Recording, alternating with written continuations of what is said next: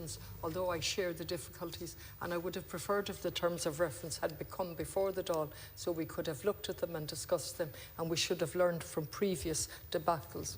And that hasn't happened. I welcome your work, Minister, but now we're left with a fait accompli in relation to the terms of reference. So we're looking at a period from 1927 up to 2013. 2013, incidentally, was the year that the Magdalene report came out.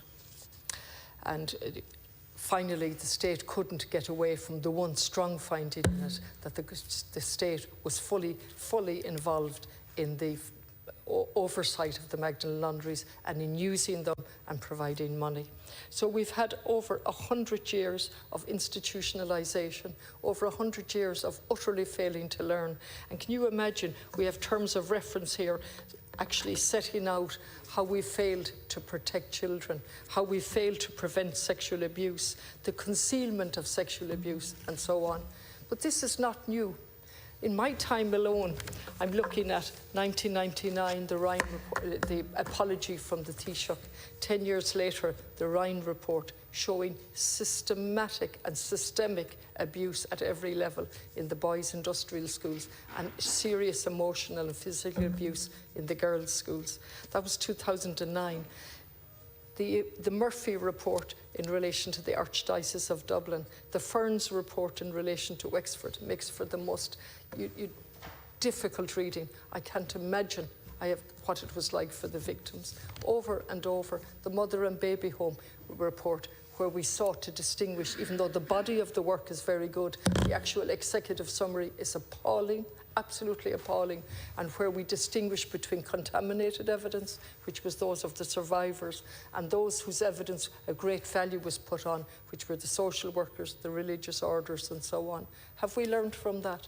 Have we learned from the redress scheme that I attended? I'm giving it the wrong name, in Dublin, where even now I am still committing an offence if I dare to tell what award was given to the person I represented. But even more importantly, that person is still committing an offence if they disclose. So what? And then we look at the Mother and Baby Home redress scheme, where your colleague in the Green Party at the time, and he was the minister, I feel he was captured by the department, and babies under 6 months were left out. Can you imagine leaving out babies under 6 months? You've been there as a mother. And so we were being told, actually, the logic that 6 months didn't matter. They were tabula rasa. Their brain was just a tabula rasa. Let them cry, it didn't matter. It was only after 6 months they suffered. And so we then included them in the redress scheme. So what I'm saying in all of this, and I've very little time left to say it, the institutions have been forced every step of the way. The religious orders haven't come on board at all. And each government has been forced every step of the way to do something on the backs of courageous victims, in this case the two Ryan brothers, one of whom is now dead.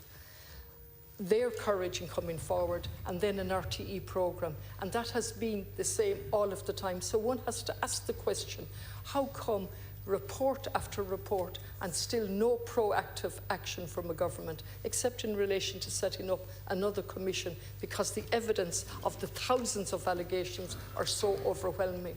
What type of society allowed sexual abuse to go on while we actually decried the talk about sexuality as abnormal?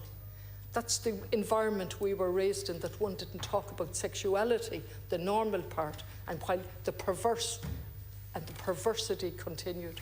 So while I welcome this today, I'm not full of hope, given my experience of commissions of inquiry, given the Grace case, given so many reports. I hope I'm wrong.